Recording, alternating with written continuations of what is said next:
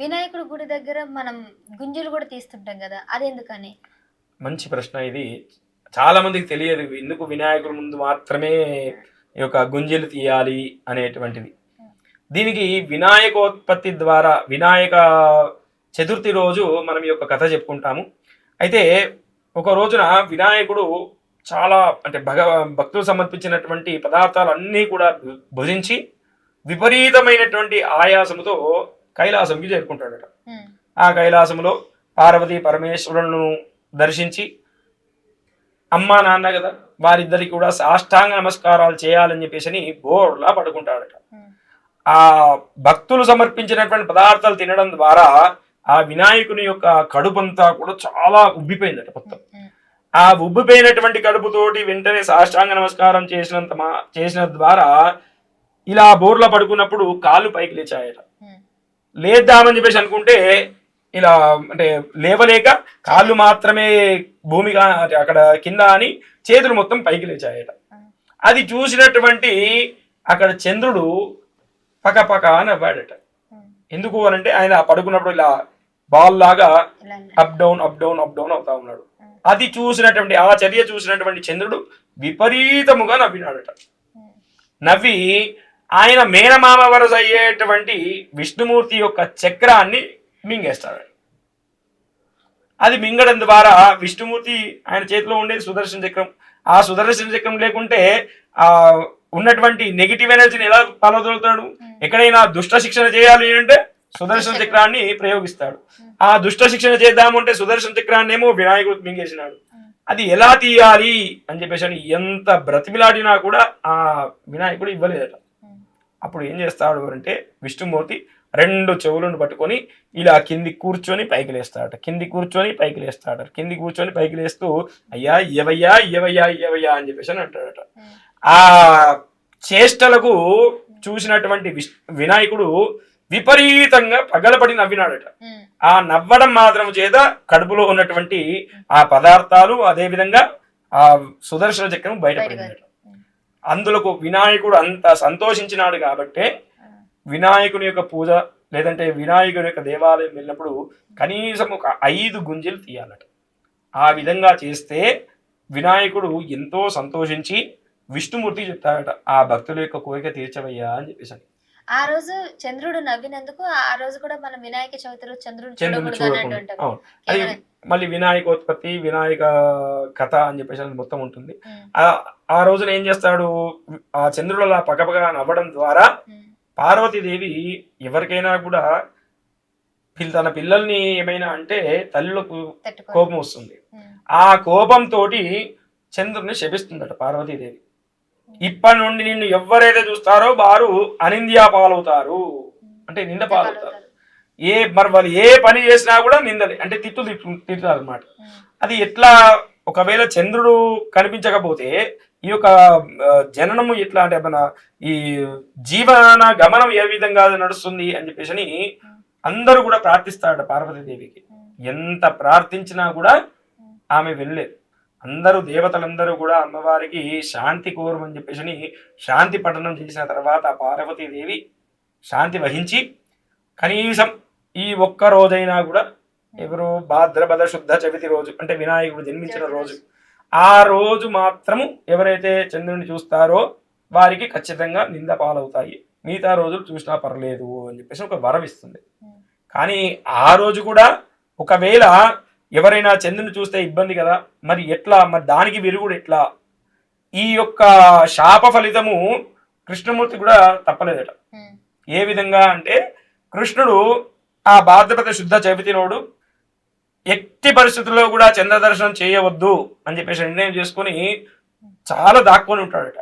కానీ ప్రదోషమైన తర్వాత సాయంకాలము గోవు నుండి పాలు పితుకుతాడట. అది కూడా కింద తల వేసి మాత్రమే పితుకుతూ ఉంటాడు. కానీ ఆ పాలల్లో చంద్రుని యొక్క దర్శనం అవుతుంది. ఆ దర్శన ఫలితముగా ఆ కృష్ణ పరమాత్మ కూడా తప్పలేదు. ఏ విధంగా అంటే క్షమంతక మణి అని ఒక మణి ఉంటుంది. ఆ మణి రోజు 8 బారువులు బంగారం ఇచ్చేటువంటి శక్తి కలదు. అతని స్నేహితుడైనటువంటి వాడి దగ్గర ఒక క్షమంతక మణి ఉంటుంది. ఆ కృష్ణ పరమాత్మని చూడడానికి తర్వాత రోజు వస్తాడు. అప్పటికీ కృష్ణ పరమాత్ముడు భయపడుతున్నాడు, ఎటువంటి నింద తగులుతుందో ఏమిటో అని చెప్పేసి. ఆ శమంతకమని చూసినటువంటి కృష్ణ పరమాత్ముడు అంటాడు, అయ్యా మీ దగ్గర కంటే రాజు దగ్గర ఉంటే బాగుంటుంది కదా, ఆ రాజ్యమంతా కూడా సుభిక్షంగా ఉండేటువంటి అవకాశం ఉంటుంది, కాబట్టి ఆ శమంతకమని నాకు ఇవ్వవచ్చు కదా అని చెప్పేసి అంటాడు. అందులకు అది ఎట్లా కుదురుతుంది, అది నేను తపస్సు చేసుకొని సంపాదించుకున్నాను, నీకు ఇవ్వడం కుదరదు అని చెప్పేసి చెప్తాడు. సరే అని చెప్పేసి కృష్ణ పరమాత్మ కూడా ఊరుకుంటాడు.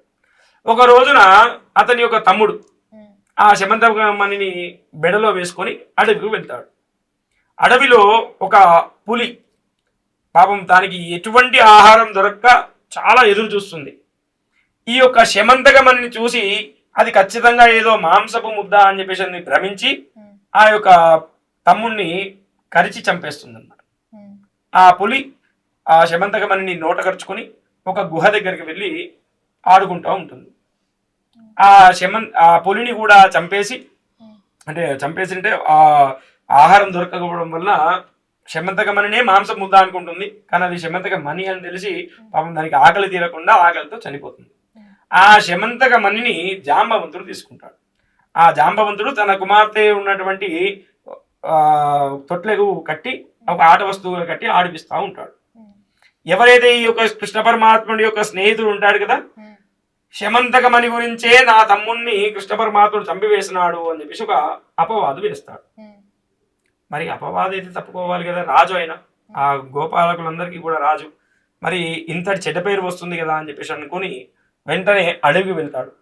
అడవిలో ఒక యుద్ధం చేసినటువంటి ఆ పరిస్థితి కనబడుతుంది. పులి జాడలు కనిపిస్తాయి, ఆ ప్రసేనుడి యొక్క శరీరం కనిపిస్తుంది.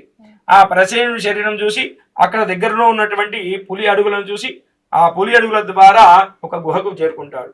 ఆ గుహలో ఉయ్యాలకు కట్టబడినటువంటి శమంతకమణిని చూస్తాడు. ఇది దొరికింది అని చెప్పి తీసుకునే లోపల జాంబవంతుడు వచ్చి కృష్ణ పరమాత్మతో యుద్ధం చేస్తాడు. ఆ జాంబవంతుడు కృష్ణ పరమాత్ముడి మధ్యలో 18 రోజుల ఏకధాటి యుద్ధం నడుస్తుంది అనమాట. ఆ జాంబవంతుడు ఎంత యుద్ధం చేసినా కూడా కృష్ణ పరమాత్మ ఓడిపోతలేడు. అప్పుడు అనుకుంటాడు జాంబవంతుడు, ఇది నా యొక్క శ్రీరామచంద్రుని యొక్క అవతారమే, ఆ శ్రీరామచంద్రునితోనే నేను వరం కోరుకున్నాను, ఏమని అంటే నీతో యుద్ధం చేయాలి అని చెప్పేసి. ఈ యొక్క జన్మలో కృష్ణ పరమాత్ముడు కాబట్టి నాతో యుద్ధం చేసినాడు అని చెప్పేసి అనుకొని ఈ సాక్షాత్తు నువ్వు రామచంద్రుడివి అని చెప్పేసి సాష్టాంగ నమస్కారం చేసి ఆ మణిని తన యొక్క కూతురిని కూడా కృష్ణ పరమాత్ముడికి ఇచ్చేస్తాడు. కానీ ఆ మణిని మాత్రమే స్వీకరించి తన యొక్క రాజ్యానికి వస్తాడు. రాజ్యానికి వచ్చి ఇగోనయ్యా నీ యొక్క మణి నేనేం దొంగలించలేదు అని చెప్పేసి ఆ కృష్ణ పరమాత్ముడు ఆయన చెప్తాడు. అది చూసి ఆయన సిగ్గుపడి ఆయన యొక్క కుమార్తె అయినటువంటి సత్యభామను కూడా కృష్ణ పరమాత్మకి ఇచ్చి పెళ్లి చేస్తాడు. పెళ్లి చేసి ఈ మణి కూడా నువ్వే ఉంచుకోవంటే నాకు అవసరం లేదయ్యా నీ మణి అని చెప్పేసి సత్యభామను మాత్రమే స్వీకరిస్తాడు. అలా ఈ యొక్క కథను ఎవరైతే వింటారో వారి పొరపాటున భాద్రపద శుద్ధ చవితి నాడు ఒకవేళ చంద్రదర్శనం చేసినా కూడా వారికి ఎటువంటి ఈ పాపం లభించదు, ఈ యొక్క అపవాద నిందలు పడేటువంటి అవకాశం ఉండదు అని చెప్పేసి సాక్షాత్తు కృష్ణ పరమాత్ముడు వరమిచ్చినాడు అనమాట. సో ఇన్ని రకాలుగా ఉన్నాయి ఒక చిన్న కథ నుంచి అక్కడ. అంటే దీంట్లో మనం నేర్చుకోవాల్సింది ఏమిటి అంటే దేని గురించి కూడా మనము ప్రాకులాడవద్దు, ఇతరులది ఏది ఆశించవద్దు అనేటువంటి విషయం తెలిపేదే ఈ యొక్క కథలు పురాణాలు. ఈ విషయం తెలుసుకోవాలి మనం. అవును గురుగారు, మీరు ఈరోజు చెప్పినటువంటి ధర్మ సందేహాల వల్ల చాలా విషయాలు తెలుసుకున్నాము, ఇతిహాసాల గురించి తెలుసుకున్నాము, అసలు ఎక్కడి నుంచి ఏ విధంగా మనం చేయాలనే విషయాలు కూడా తెలుసుకున్నాము. ఈ ధర్మ సందేహాలన్నీ నివృత్తి చేసినందుకు మీకు ధన్యవాదాలు. ధన్యవాదాలు. శ్రీమాత్రే నమః.